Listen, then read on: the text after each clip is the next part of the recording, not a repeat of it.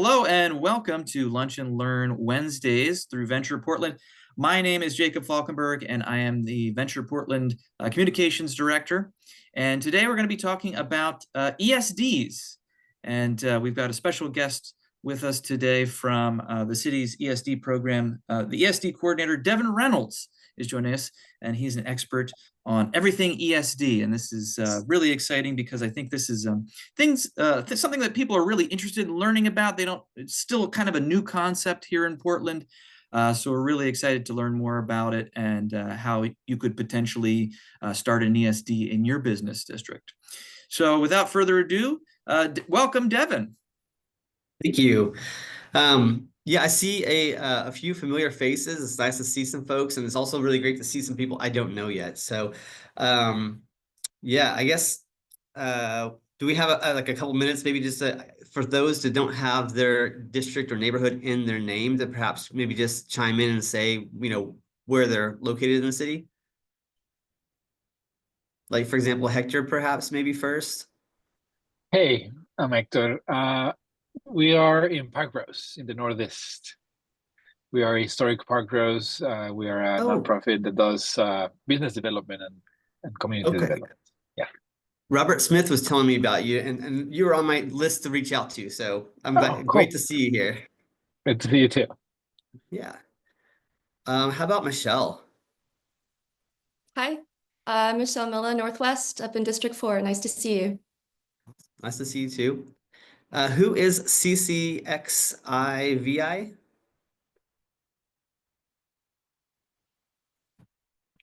How about okay, I think I know everybody else on here, or at least I'm familiar. And I think Christopher, I'm gonna pop by y'all's meeting tonight too, so maybe I'll get to meet some of your folks as well there too. And for everybody else, really great to meet you all here. And yeah, so let's talk about enhanced service districts. So I'm gonna go ahead and share my screen. Oh, by the way, Heather, thanks for, I was at the RNA meeting on Monday night and saw you. Thanks for presenting on the cool plaza work for Hawthorne. Absolutely. Yeah, looking forward to talking about ESDs as well for Hawthorne. Awesome. Okay, cool. Well, I'm gonna go ahead and share my screen here.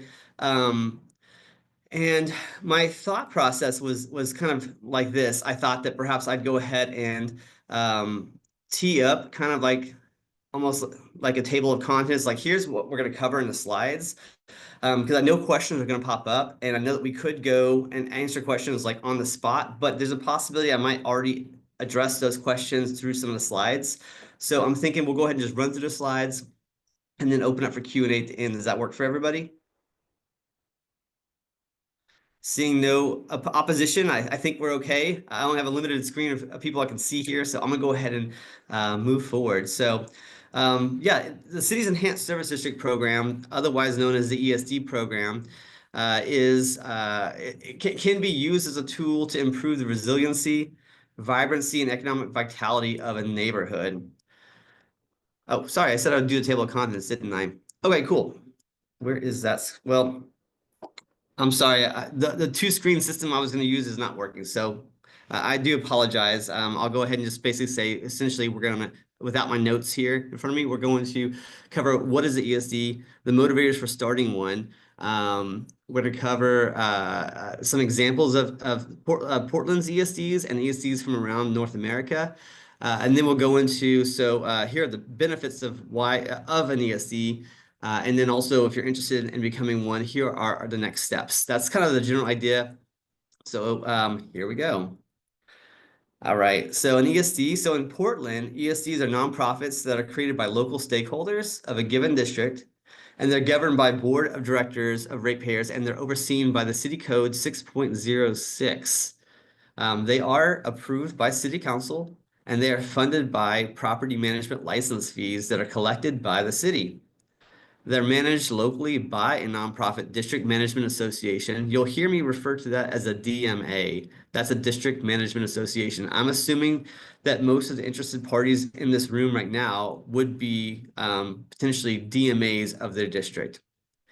Sometimes these organizations are also called business improvement areas.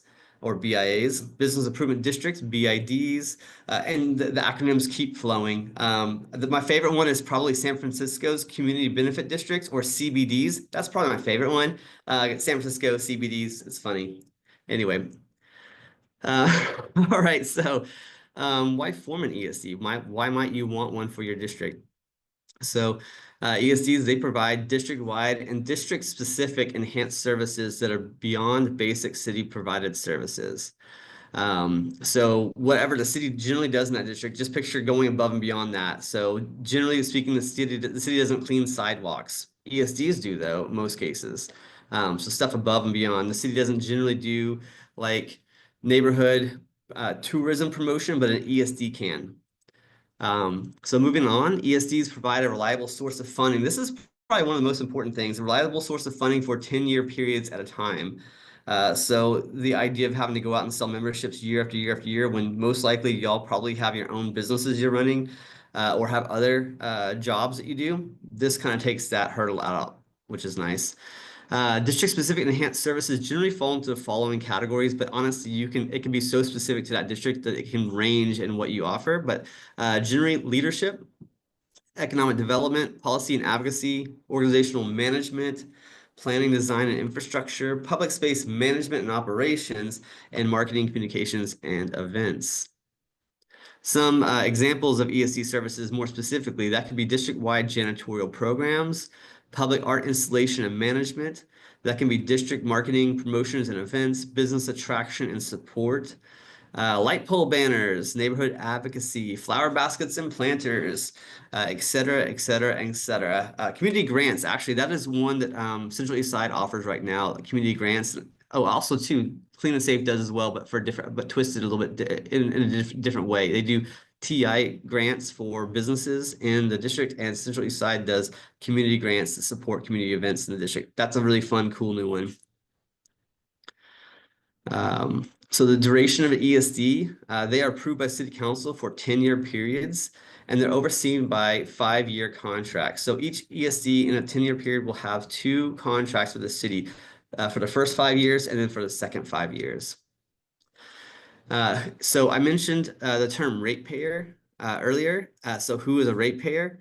According to the city code, ratepayers, the definition of a ratepayer is someone who's defines someone as someone who engages in property management activities within a district. So it's typically whoever is associated with the water bill at that property. We do not assess single-family homes, and generally the ratepayers typically look like a commercial property management company or owner, and a residential property management company that could look like an apartment management company or an HOA management company. Single-family homes are not assessed. And generally the businesses are not assessed either. It's generally the property management company or the property owner. Okay, cool. So how are the fees structured? So each enhanced service district gets to work with myself and my partner at the revenue division to craft your specific rate structure. So that way we can try to land on a formula that will net you the revenue you need to operate the services that your community wants and needs, and also too is an easy enough price point to sell to your potential ratepayers as well too. So we'll work with you to create that balance, and generally they are the rates are structured off of land square feet, property value, and property square feet as well. Can a ratepayer opt out once the ESD is formed? The short answer is not really. Once City Council approves the ESD, everyone is mandated to pay that assessment. Everyone who is defined as a ratepayer is required to pay that assessment for that duration of the ESD. However, there are 3 ways to dissolve an ESD.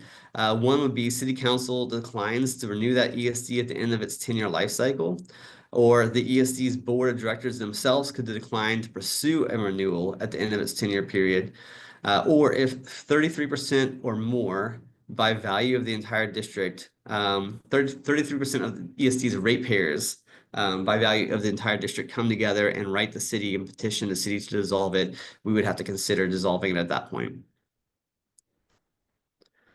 And I know I'm probably talking fast. I'm talking these terms and stuff. Please take notes at the end. I want to answer as many questions as possible. And also my email is in the chat, and happy to meet and talk with any of you offline as well too. So what oversight does the city provide the ESDs? So I'm the only Enhanced Service District Program Coordinator, so I'm the only one who is performing this work. But what I do is I oversee the contracts between the city and the ESDs. I'm also an ex officio non-voting member on all ESD's ratepayer advisory boards, ratepayer boards.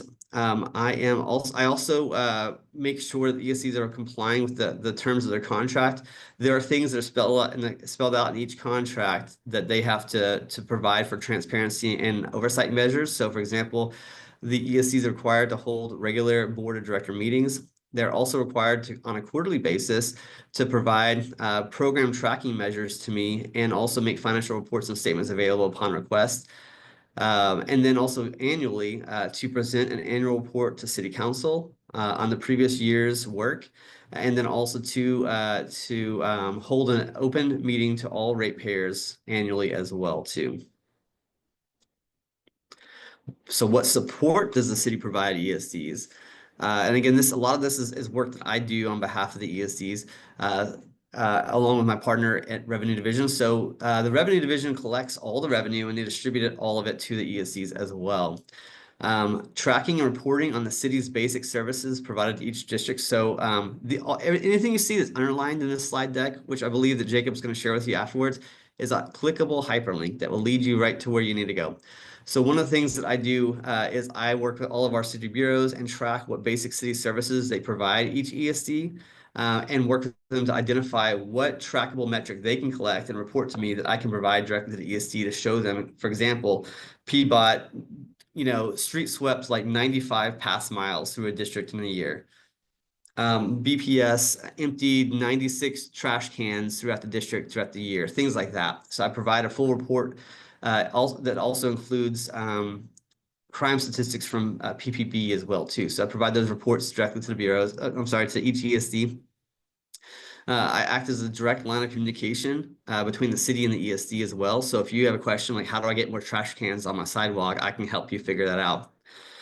So you don't have to do it yourself. I already know who to talk to anyway. So it's a direct line, which is really helpful.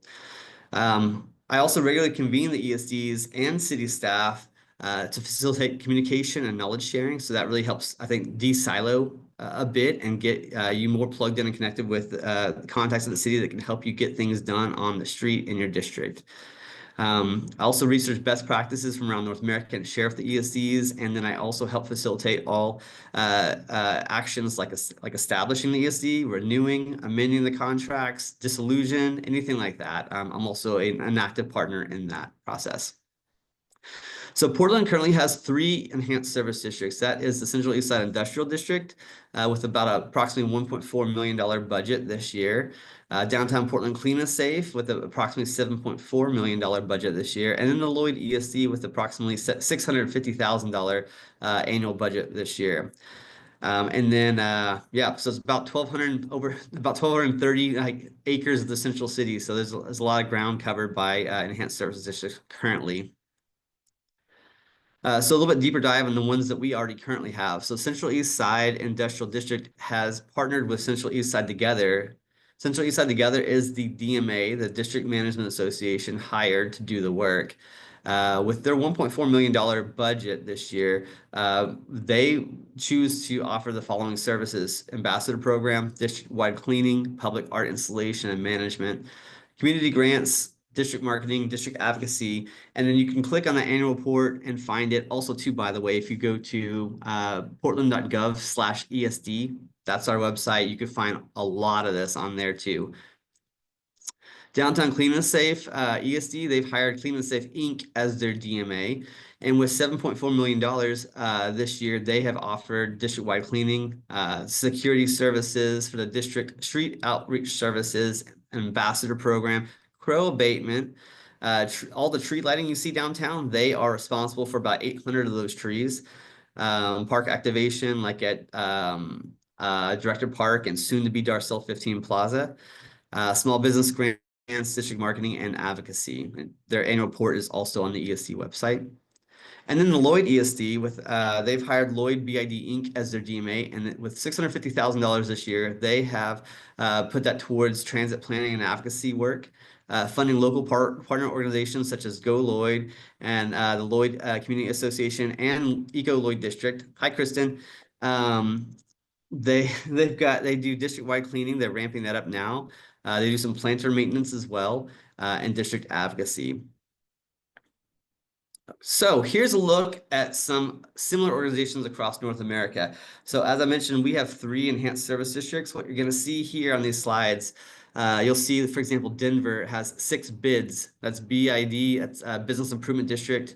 So they've got 6. 3 of them, Colfax Ave, Rhino Art District, and Downtown Denver Partnership are good examples, and you can see the associated budgets there. Oakland has 11 BIDs. Jack London and Rock Ridge are a pretty good example of their maybe one of their least funded and one of their more higher funded BIDs. San Francisco has 17 BIDs. Noe Valley Association, Japantown Community Benefit District, and the East Cut are some good examples, and again with a wide range of budget. Sacramento has 12 BIDs, Downtown Sacramento Partnership, and the Handle District. The Handle District is a little bit more unique. It's like it's what they call a restaurant district, and they do some pretty fun stuff with their $225,000. You got Ottawa. Ottawa has 11 BIAs. So downtown Rideau, you'll see to that photo right there of that frozen river there, downtown Rideau, they're ESD or BIA, same thing. They're the ones that facilitate this skating in the downtown river, which is pretty cool. Vancouver, BC, they got 22 BIDs. I'll go ahead and move along here. Seattle's got 11.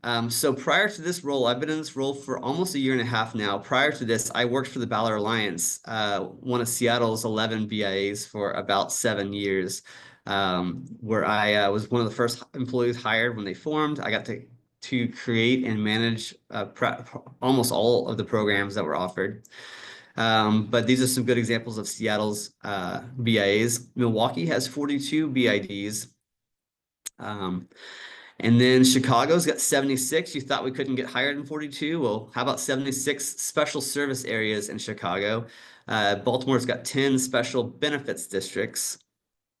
New York has 76 BIDs. So if you ever watch like the ball drop for New Year's Eve in Times Square Alliance, their ESD does that. So it is absolutely mind-blowing what they can do. Austin's got 3 public improvement districts, which is an unfortunate moniker or acronym PID. San Antonio has 1 as well. So a little deeper dive into a couple of these examples. So Colfax Avenue in Denver, with their about $1 million budget, they do district cleaning and maintenance. They do community events, business promotions and support, public art installation like this utility box wrapped here in the photo. Public safety and streetscape improvements, transit advocacy, district marketing, and district advocacy. In fact, actually, so this might be pertinent to some of the districts here too that are on this call. Colfax Avenue is like a main thoroughfare through downtown Denver, and a lot of the roadways tore up right now with some reconstruction for, I think, rapid ride bus system, and that BID there in Colfax Avenue is actually doing a really active program to raise funds through the selling of Dig Colfax Ave, T-shirts and merch, where the proceeds go to help the businesses stay viable during road construction out in front of their doors. Oakland, so the Rock Ridge neighborhood with $150,000 for their annual budget, they have a part-time executive director, and they offer community events, business attraction and support, holiday lighting and decorations, district marketing. They do tree maintenance and district advocacy. So they're able to do quite a bit with very little money, though they only have 1 part-time staff, and that's their part-time executive director. San Francisco's Japantown Community Benefit District has about $377,000 to work with. They do small business grants and support, community events, public art installation, district advocacy, and district marketing. And like I said, everything here is hyperlinked. So if it's underlined, you can click on it and go to see what I'm referencing. So most of these will have an associated annual report that you can take a look at, which is cool. San Francisco's Noe Valley Association with $261,000 to work with. They do district cleaning, hanging flower baskets, district advocacy, and district marketing. And then the Handle district in Sacramento, like I was mentioning, they do some fun things. It's a restaurant district with $225,000. They do district marketing, cleaning, hanging flower baskets, bike parking installation. So they've got some branded bike parking in the district. They've got some branded pet waste bag dispensing stations also, which is really creative. And they also support their alfresco dining throughout the district. But yeah, they do some pretty neat things there. Seattle, so we got Chinatown International District. They've got about a $200,000 budget. They do district cleaning, public safety, community events, and district advocacy and marketing with that money. Also, too, speaking of, if anyone knows anyone in Seattle that's looking for a job, they're looking to hire an executive director. So if anyone's looking for an ESD executive director position, Chinatown International District in Seattle is looking. Cool. All right. So benefits of becoming an ESD. So why might you want to make that pivot? So the city does all the collecting of the license fees and provide that, and then distributes it to the ESDs directly. So it provides a stable, ongoing source of revenue. ESDs can plan around a reliable funding source for 10-year periods, which is obviously awesome. ESD funding is typically more robust than a business districts, which can allow for more extensive staffing, services, and programs. ESD coordinator, myself, provides a wraparound support, including a direct line to city bureaus and contacts. And then also to the ESD coordinator facilitates a contract between the city and the ESD that helps establish clear delineation of what are basic city provided services and what are enhanced services provided by the ESD. So benefits of becoming ESD continued. So the ESD coordinator provides ESDs with quarterly reports outlining work conducted by the city, including Portland Police Bureau, crime statistics within each ESD. The ESD coordinator facilitates regular meetings between all ESDs and city staff, which are often in attendance.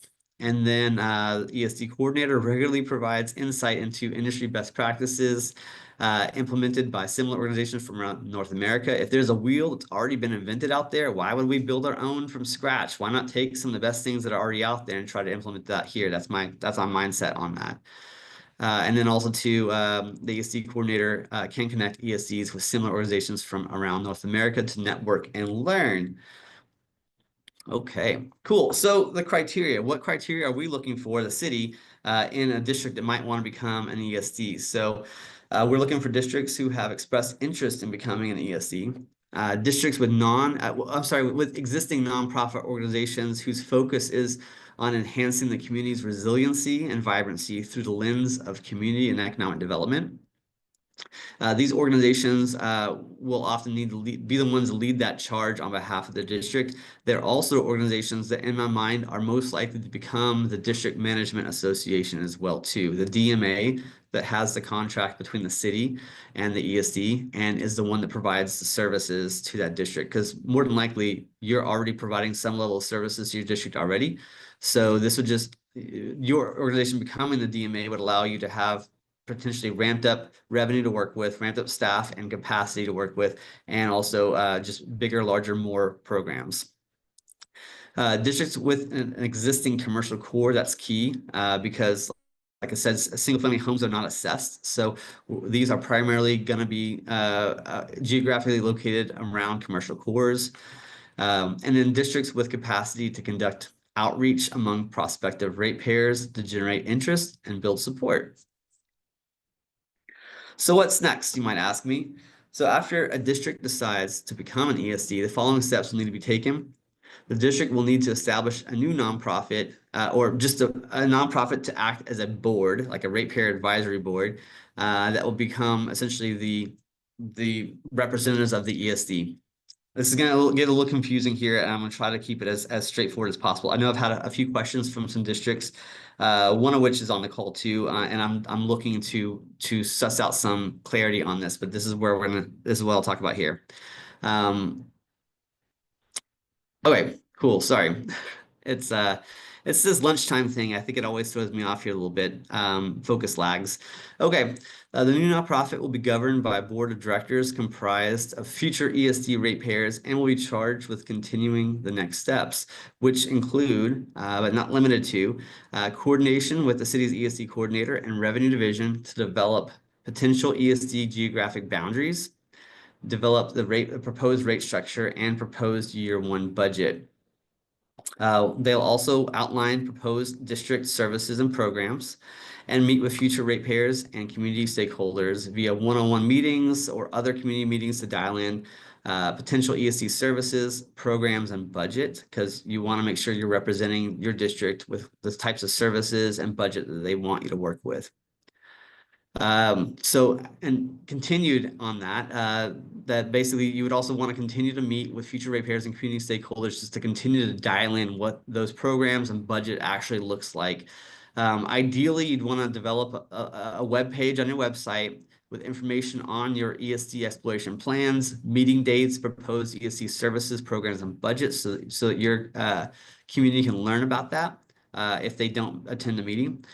You also need to choose a nonprofit DMA to fill the ESD services and programs, which in my mind, probably most folks in this room that represent a business district here would probably be that DMA in my mind. And then you finally fill out an ESD petition packet that lives on the city's ESD website, and you submit that to me, the ESD coordinator. This is essentially your official request for the city to take action and to move you towards becoming an ESD. So then after that, the city, what we will do then is we'll create a proposed ESD webpage on the city's ESD website and upload the submitted ESD petition packet. I'm going to say ESD like 1,000 times. So stick with me here. We will also mail out information to future ratepayers, notifying them of ESD proposal and upcoming public meeting dates. We'll also conduct at least 2 public meetings in partnership with that ESD applicant. So the organization that submits that ESD petition packet will do a joint meeting or 2 with the public as well.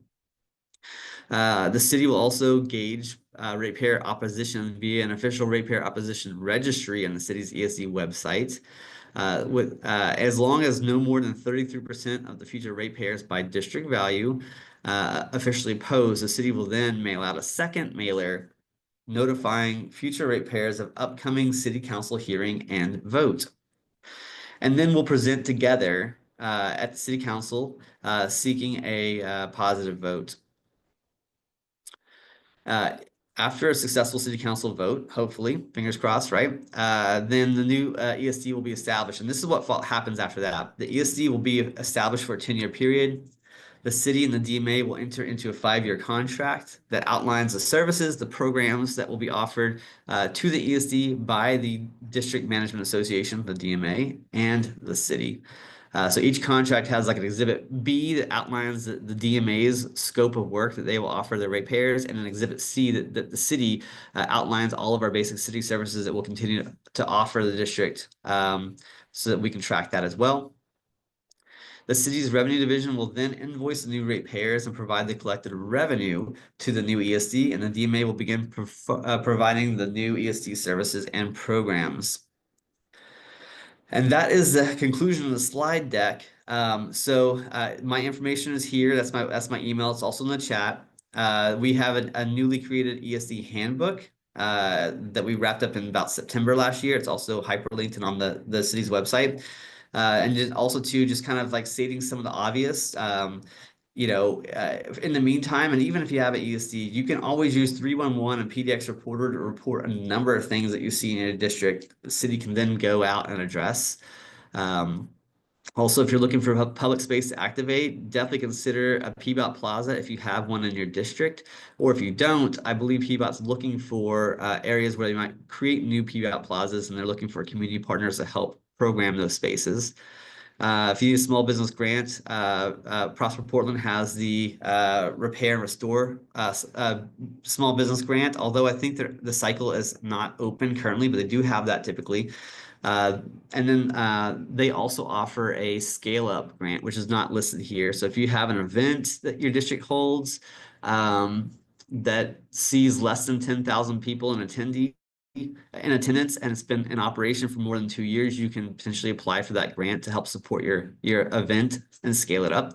And obviously, if you want a mural, I mean, who better to reach out to than Portland Street Art Alliance? And murals really help out with placemaking and reduction in graffiti recidivism, et cetera, et cetera. And with that, I'll go ahead and stop sharing, but I would, actually, I do want to share a couple other things too, I mentioned. So I'm going to stop sharing for a moment. Please stick with me, and I appreciate your patience here. I mentioned that, let's see, this is what I want to show. So I do work with the ESCs and to track their programmatic offerings. So this is Central East Side Together. Kind of draw your attention to some of this right here. So this is their cleaning program here. And these are the types of metrics they collect and report to me on a monthly basis. So you can see all this. So for example, this right here I think it's eye-opening here. In the first 2 months this year, their cleaning team has collected over 88,000 pounds of trash that was removed from their public right-of-ways throughout the district. This is trash that the city is not collecting.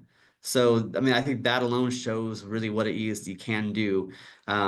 Now, it's just because a lot of this is coming off of sidewalks. The city doesn't generally pick up trash off that. It can be illegally dumped items, which the city could eventually get to.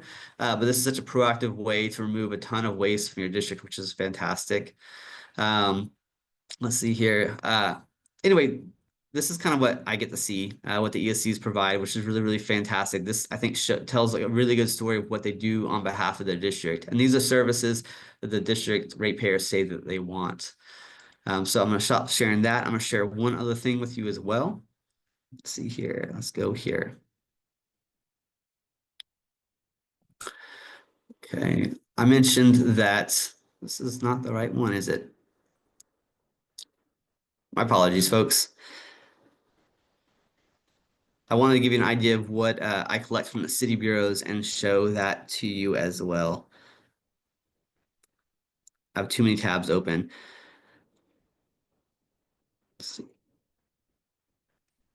Let's go here. While you're looking for that, Devin, can I just jump in Yes. and click on the question that you mentioned or the suggestion you mentioned about the plazas? I Yeah. put a link in the chat. I just learned yesterday that the plaza program is proposed to be cut in the PBOT from the city's budget. Oh, we love to hear that. That's unfortunate. I put a link in the chat. It would be really great if people could advocate for keeping that program. It's so important for economic and social benefits. So I agree. It really is. people know hot off the presses. So Okay, sign up cool. for testimony on that. Okay, you can see. Can y'all see this spreadsheet here? Yep. Okay. Let me actually scroll back down to the Central East Side as well. This is what I put together from the city bureau side of things, and then report to each ESD. This lives on the city's ESD website as well too. So you can see the different bureaus that I'm working with basically in the far left, their basic city services outlined next to that, then the required frequency, actual contract obligation language, and then the actual trackable metrics that we collect. One that I think is always pretty fun is like this PBOT pass mile. This is the number of miles they do of street sweeping within a district. So I track all this and report it to ESDs, so 136 miles worth of street sweeping in that district alone through last year. It's pretty neat. This right here is the number of times the BPS came through and emptied the street trash cans on the city sidewalks in that district. So there's just a number of things that I'm working with multiple bureau partners to track and report on that I make available to the ESDs on a quarterly basis. That's kind of what that looks like. Sorry for the roundabout way to get there, but here we are. So that said, I'd love to open up for questions. Yeah, I'm here to help answer those. And I do apologize. I've not had an ability to follow along in the thread here over here, but I see what you're saying, Heather. And you've got the two different. Okay, great. Thank you. Quick question, and you may not have an answer for this. For any of the 3 districts that are currently there, depending upon how long they've been there and how much the ratepayers are actually being assessed for all of this, has there been one, grumblings from the ratepayers, and two, has there been any evidence that that has fallen onto the lessees who are renting or occupying the spaces? Yeah, great questions. So grumblings, there have been some grumblings, like in downtown Clean and Safe from their some condo owners. I've not really heard any from the other districts. Are there some? Probably.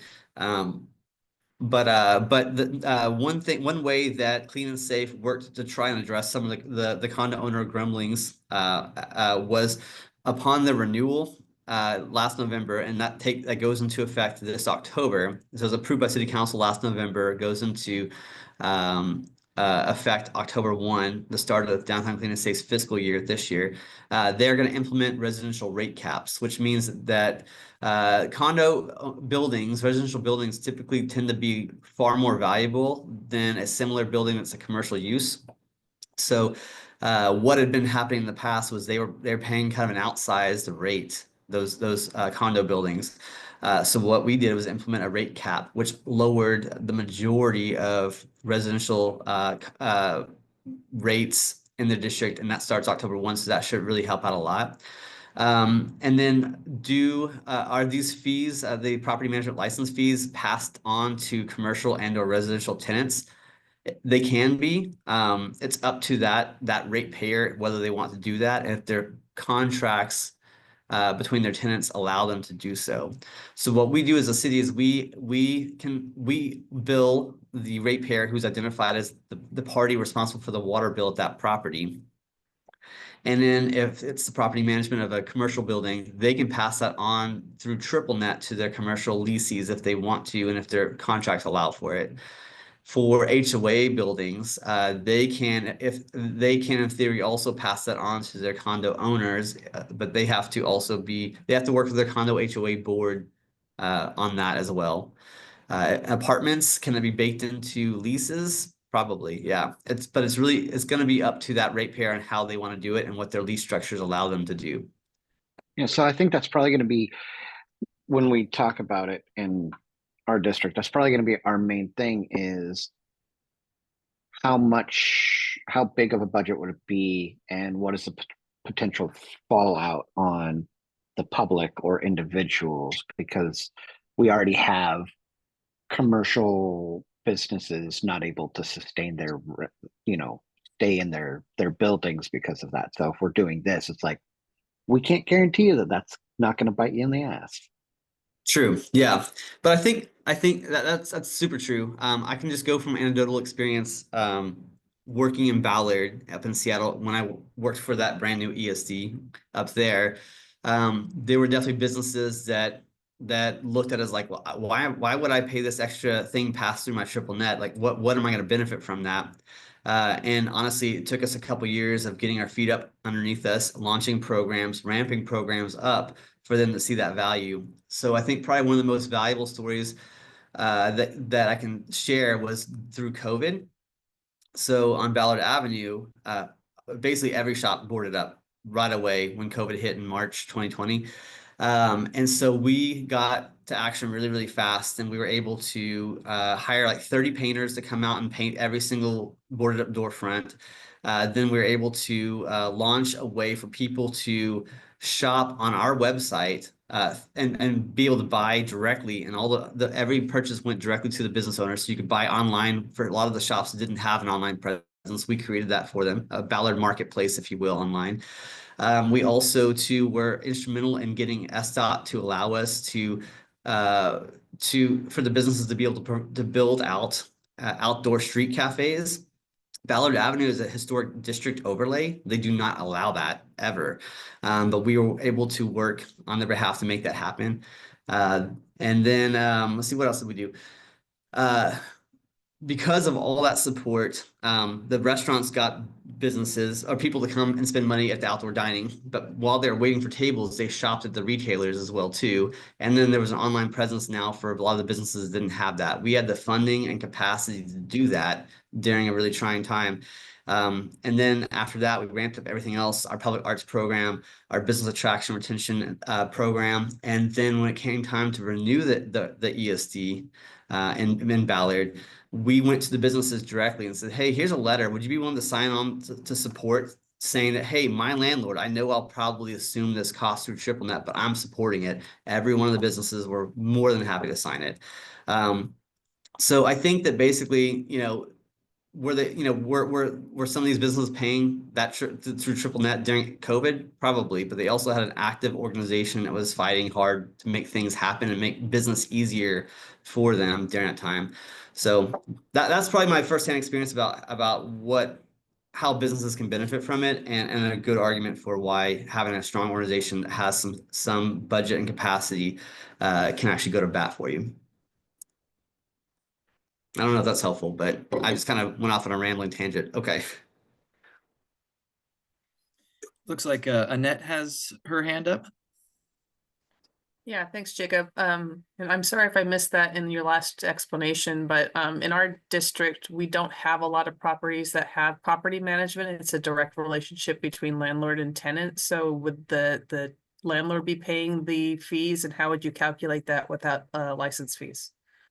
So the property management license fee is what it's called, and it's basically like, it's just a general term for having the privilege of doing business in a district. So the landlord would be the one most likely that is paying that who's associated with that water bill at that property, and therefore probably would be the one who would actually be assessed and be the ratepayer. Could that landlord pass that fee on to their tenant, their commercial tenant, or otherwise? Very well possible, and we don't have anything in city code that says that they can't do it. And like I say, like what each parcel's fee comes out to is like a mathematical formula based upon property value, the size of that property, square feet, and the square feet of the building that's on there. And so it could be a building that's worth like $3 million, and blah blah blah, but they might actually only owe like $300 to $400 a year. Split that up over 12 months, it's not that bad. And then for residential rate caps, so you could have like a 300 unit building in downtown. Now that they have residential rate caps at $200 per unit per year, each unit, if it got split up evenly amongst each unit by that HOA or property management company, each unit would pay about 16 to 18 bucks per month. So it's meant to be where like it's kind of spread out, so no one party is really trying to be hit hard at all. I think a hand by Heather and also Gail. I saw Heather's first, so let's go Heather, then Gail. Thanks so much. I really appreciate your overview. It's been a few years since we did a study. Actually, thank you, Venture Portland, for helping us do a study on a strategic plan for Hawthorne to do an ESD. And one of the things I think that they were a little unsure about was, were there enough large businesses to justify pursuing this? And so I think, as new development comes in, I think that can also create an opportunity to maybe have additional revenue. So I think I wanted to make sure that I understand clearly. Are you saying, you were talking specifically about condo buildings, but I want to make sure I understand. Are you still talking about apartment buildings too that have a property manager? Good question. Yeah, the clarifier the better term may be multifamily housing. That's what I thought. Okay. That still is eligible to be part of that. We're not talking about single family. Okay. Exactly. Yeah. And also too, like you mentioned, kind of the idea of like infill or redevelopment, that can also impact the ESC's assessment.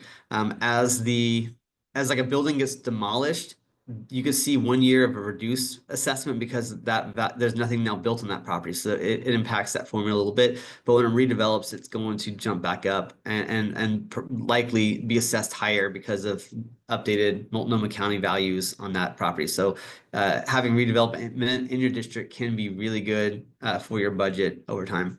Yeah, that's helpful, because I think that they may not be thinking about the multifamily properties. They may just be looking for No. Yeah. You know, And- downtown has large businesses, Lloyd District has larger businesses, things like that. I've also done modeling for Hawthorne as well. I've been trying to meet with leadership to Yeah. share some of this, but it's been Yeah. a little challenging. But Yeah. just doing like from Hawthorne, like taking one block north of Hawthorne, one block south of Hawthorne, going from 12th to I did like basically I think 51st or 52nd. I think it generated about $350,000 of annual revenue for year one. Granted, please, these numbers that I tossed out there, absolute big grain of salt. Okay, these are rough numbers, but they are something to get you thinking about at least. So. Well, I'm so glad you've done that already. And what I wanted to ask you that I think might be helpful, because what you've presented is great.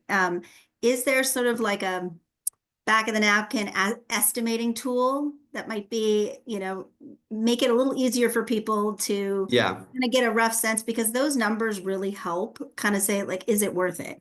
And you know, be able to, you know, play around a little bit with, well, if we include this, here's a rough estimate of what that could be. Lots of caveats, of course.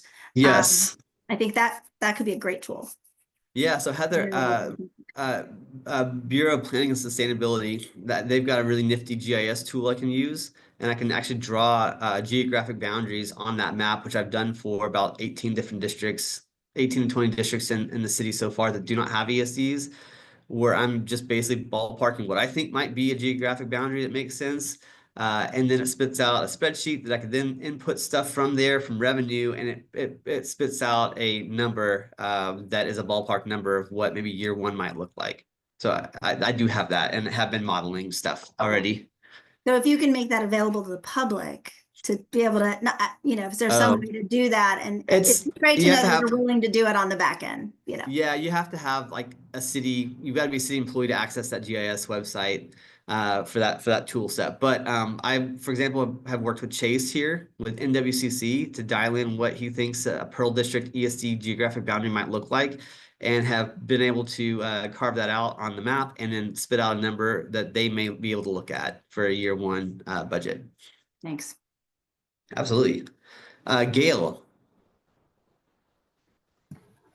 Hi, Gail Palmer with Thrive East PDX. We're a coalition of nonprofit organizations. I'm interested in what a minimum kind of effort would need to be in place in order to establish something so that you could have a workable system, maybe hire some staff to support these efforts. And so, and whether there's been any analysis done for Southeast Division from 82nd to the city border, 174th, because of course that is a focus of an upcoming TIF district. And so getting something like this going in that district would help establish more development for the future. But as you know, all of us are aware, there's no big fancy properties in that area, a whole lot of abandoned buildings, a lot of multifamily housing whose I don't know if there's exemptions if all the Portland Housing Bureau multifamily housings would be exempted or anything like that. So I'm curious about what kind of, even if we were aiming fairly small, you know, what do you need to make it workable? Yeah, good question. So I think, arbitrarily speaking, I think that a district would need to generate at least 150,000 annually to really make it worth the while, so that you can actually have at minimum a part-time executive director and some programs that can be beneficial. I have done some modeling on Southeast Division from just east of 205 all the way to I think 164th or wherever that high school is. I've also done some outreach to Division, Midway Alliance, and Midway Business Association, but I haven't been successful in getting a hold of anyone there. But I have done some modeling to see what kind of budget for year one might be produced. And even with like vacant buildings, they are still assessed. So vacant commercial building still is assessed and would be charged a property management license fee. Also, low-income housing, again, the rate structure is really based upon what that district wants to do. So each district's Each of the 3 ESDs already have slightly different variations of their own rate structures, tweaked and customized to their own community's needs and wants. Downtown Clean and Safe, they have low-income housing rates that are below the market rates. So, for example, I mentioned the $200 cap per unit per year for residential buildings. For low-income housing, if they are managed by a nonprofit, they're capped at like $26 per unit per year. And if it's a for-profit company managing low-income housing, it's like $56 per unit per year. So yeah, along division out there, if there are low-income housing units, then we could definitely work to put in a lower threshold for them.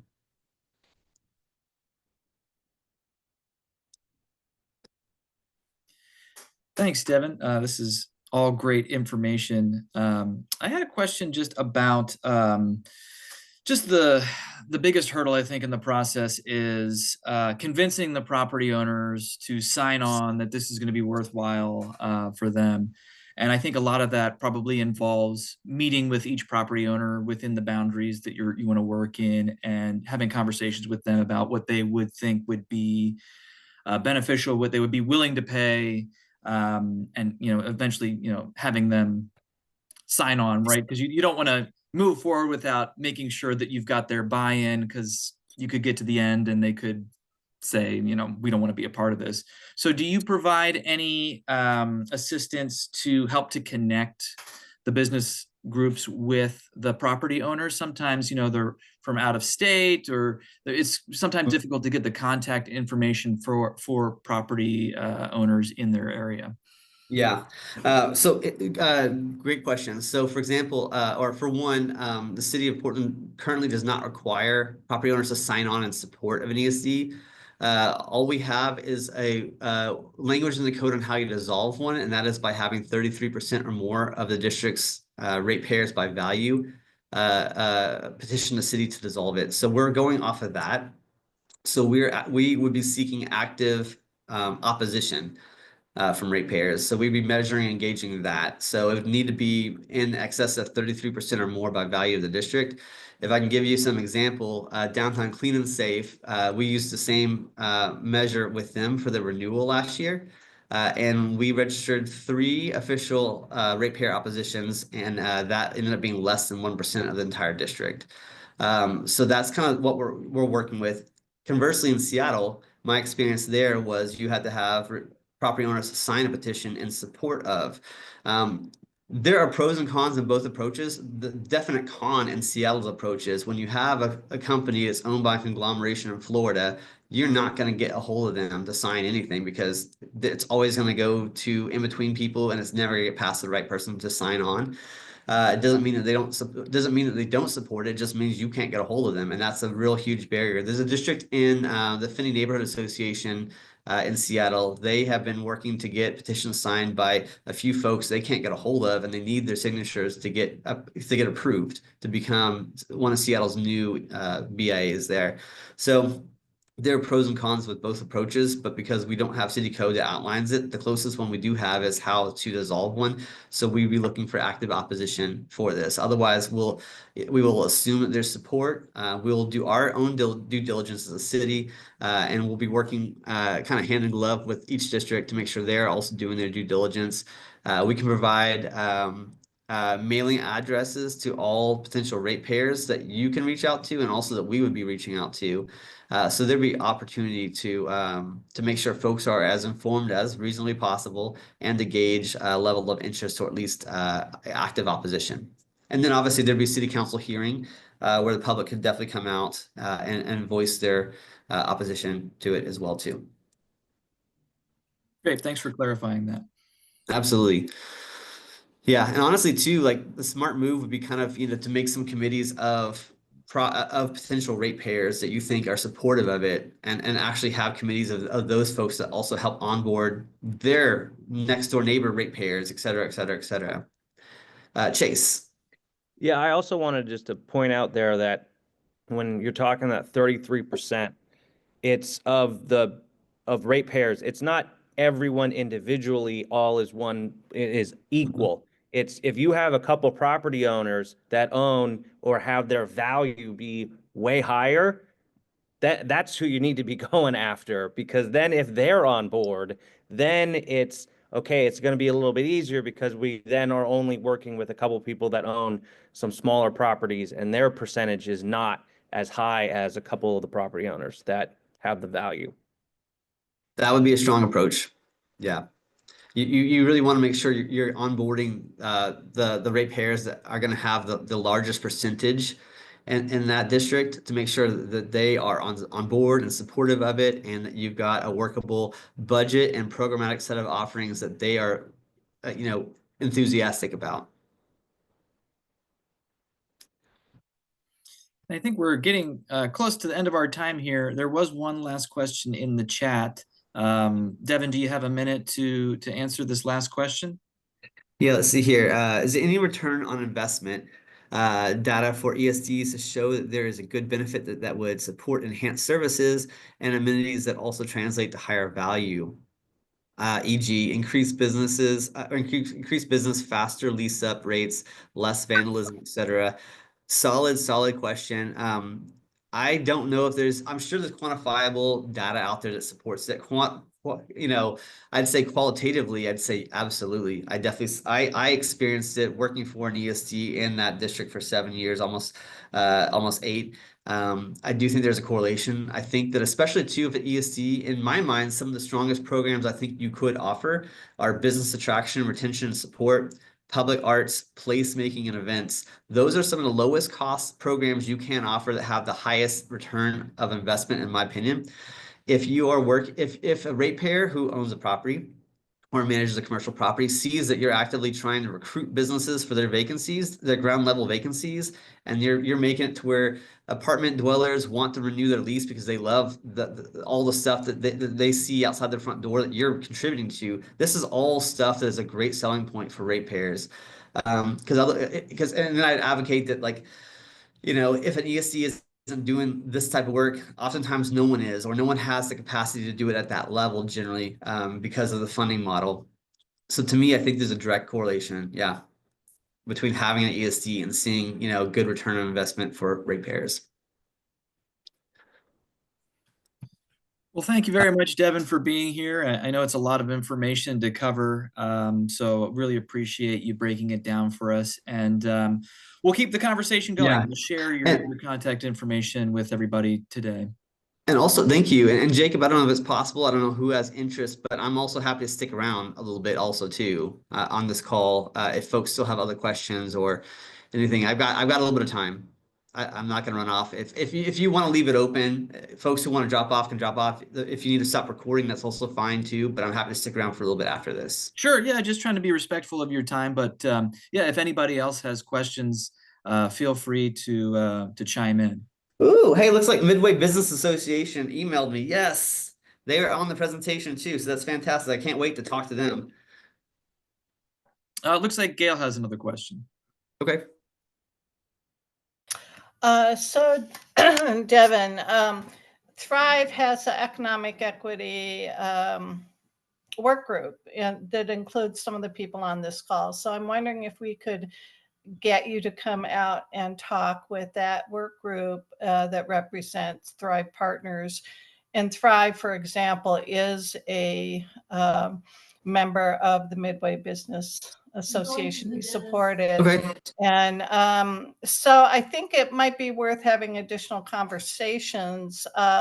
And of course, in the District 1 area where Thrive is focused, geo-focused, we have the 3 upcoming TIFs, 82nd Avenue, Yeah, Park Rose, and the East 205 TIFs. So I'm really interested in how this may or may not work in helping us develop.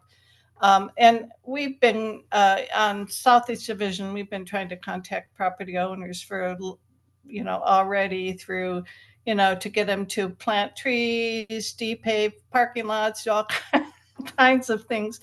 And there are a lot of out of state corporate property owners, and so, or else very small businesses. So I would love to have more conversation.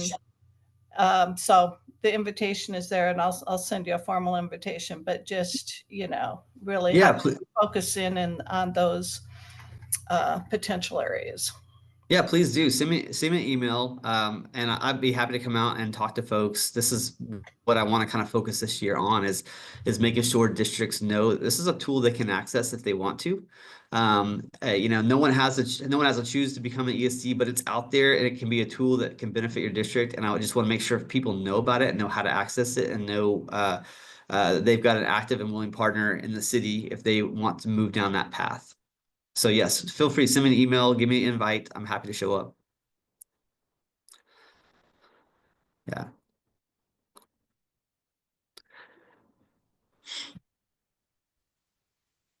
Ben, so I see District 1, Day 1 STEM. Can you tell me a little bit about Day 1 STEM? Hi, Devin. Sure. Day 1 Tech STEM, we provide after-school programs and in education and entertainment. We contract with school districts, apartment complexes, affordable housing, and we run community events.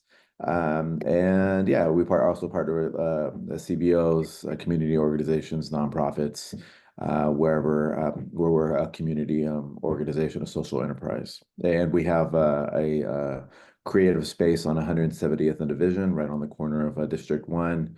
And then we have an office in Rockwood. Okay, awesome. That's cool. Thank you. I appreciate the insight. Of course. Also, Gail, I realized I probably should have addressed this as well too. So folks, areas where there's going to be a TIF district, or if areas that happen to be a neighborhood prosperity network, part of Prosper Portland, they can also still be ESDs because both of those pools of funds come from different sources and are meant for different purposes. So like TIF, I think is generally going to be more towards like capital improvement and property investment, that type of stuff. You can't use TIF funds to do like a street cleaning program or public art murals or, business attraction type stuff, things like that. There's certain things TIF dollars cannot be used for that ESD dollars can augment. You have a lot of flexibility with what you can do with ESD dollars. The main like restriction would just be like what your board wants you to use them for. And obviously as a city partner, we'll have discussions on, what seems reasonable as well too, but basically you can have a lot of flexibility with how you spend ESD dollars.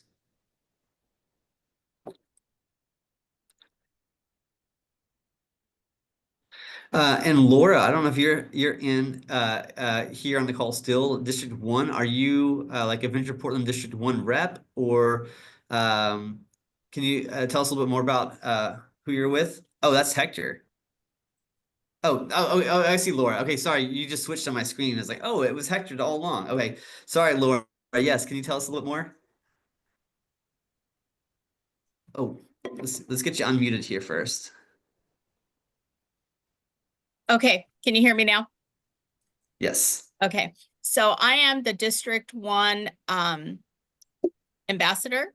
And so I'm in the Midway area primarily, but yeah, definitely. I think that this is something that the Midway Business Association would be happy to speak to you about. And they have a new president and very active now. And so I think this is a good opportunity for them as well as everybody in the District 1 corridor. That's fantastic. Yeah. That's awesome. Yeah, it's also too, like as you might have alluded, I've only been in Portland for about 1.5 years at this point too. So obviously still trying to identify all the different neighborhoods around Portland, try to identify who to reach out to there that might have interest or the capacity to entertain this. So I'm super appreciative of Jacob for getting me on this call in front of all you, which is fantastic. And then next, I'd love to hear from Denise about Rooted in Nature. Oh, hi everyone.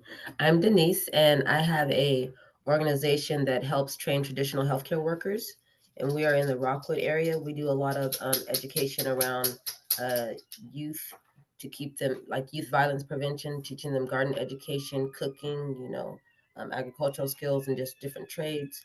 And we partner with different organizations around the Rockwood area. But yeah. Awesome.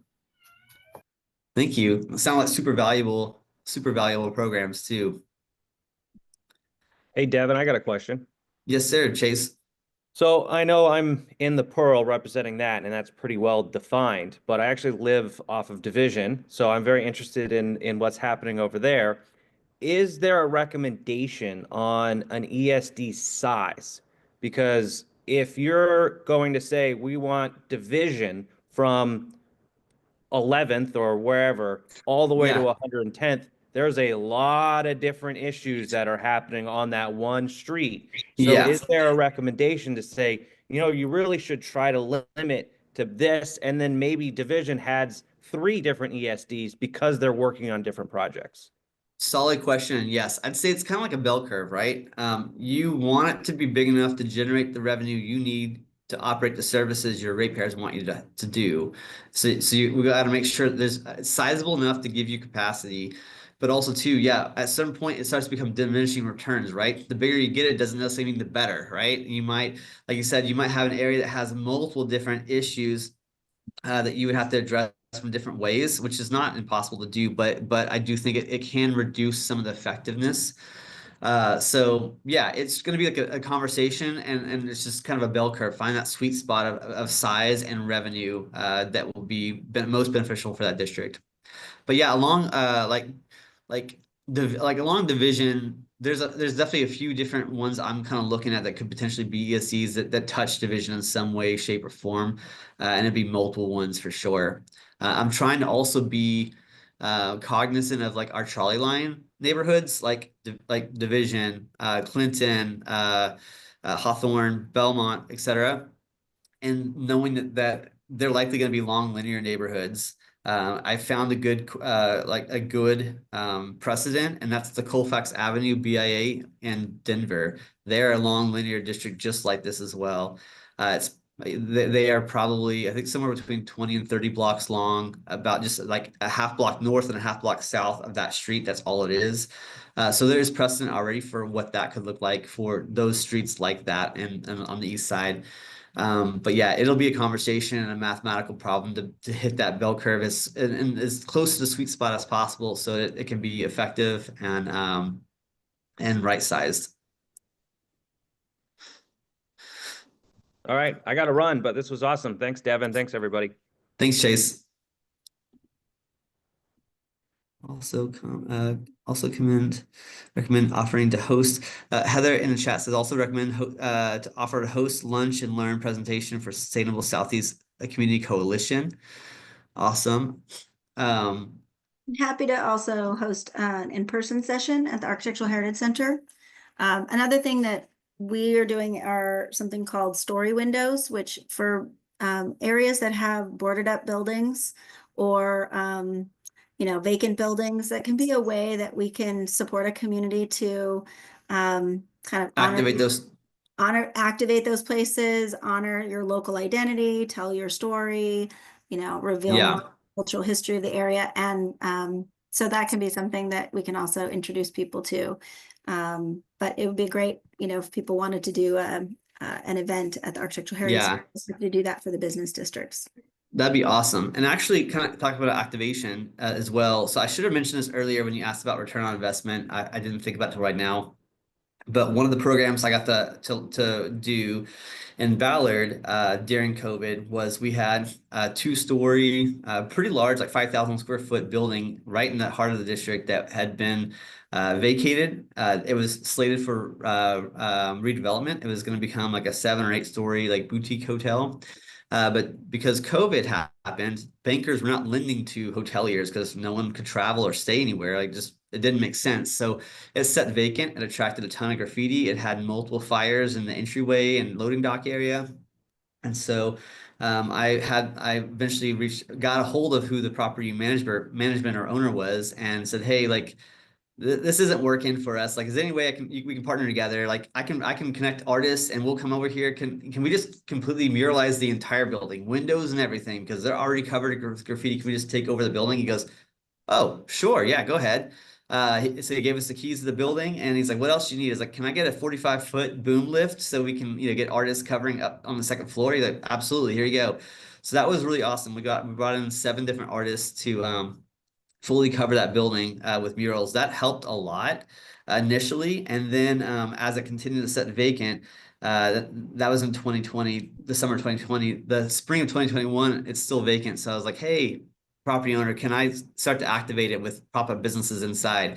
He's like telling me a little bit more about that. So basically the idea was we wanted to bring in BIPOC and women-owned businesses that have never had a brick and mortar space before, but had a good idea, and give them space at $1.25 per square foot in there.